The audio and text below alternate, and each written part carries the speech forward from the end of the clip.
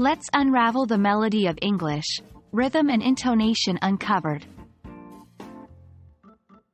Hello everyone, welcome to our new English learning session. Today we're going to delve into an essential part of English speaking skills, often neglected, but hugely impactful. Yes, we're talking about English rhythm and intonation. This is more than just pronunciation. It's about how the language flows, how it sounds, and how we can use these musical aspects to communicate more effectively. Let's start with the concept of rhythm. In English, rhythm refers to the pattern of stressed and unstressed syllables in a sentence. In a song, rhythm is what you tap your foot to. But in English language, it's the beat that words and sentences play to.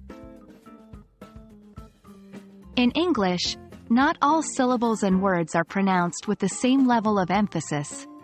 Some are stressed, pronounced more loudly and for a longer duration, while others are unstressed, spoken more quickly and softly. This alternation of stressed and unstressed syllables creates a rhythm, like a heartbeat. For example, in the sentence, "I want to go to the market," the words want, go, and market are stressed. If we were to tap out the rhythm of this sentence, it might look like this: "I want to go to the market." Moving on to intonation. In English, intonation refers to the rise and fall of the voice in speech, often used to express different meanings or emotions. Just like a roller coaster, our voice goes up and down as we speak. This rise and fall is not random but follows certain patterns based on the meaning we want to convey. For instance, in general, we tend to raise our pitch at the end of a question, but we lower it at the end of a statement. Let's see an example. "You're going to the market," versus "You're going to the market." Notice the difference? So, you may ask, why should we bother about rhythm and intonation? The answer is simple.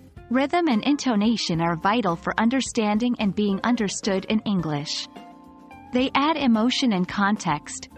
They can completely change the meaning of a sentence, and they make your speech sound more natural and fluent. Try saying this sentence 2 different ways. "Really? You're going to the market," versus "Really? You're going to the market?" The change in stress changes the meaning completely.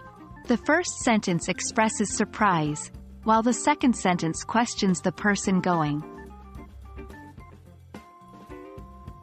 That brings us to the end of our introduction to English rhythm and intonation. As you continue your journey with English, remember these concepts and practice them in your speech. Listening to native speakers and mimicking their stress patterns and intonation can be a great way to improve. Thanks for joining today's session. Hope it was insightful and you'll be able to bring the melody into your English. See you in the next video, where we will dive deeper into how to practice and improve your English rhythm and intonation. Happy learning!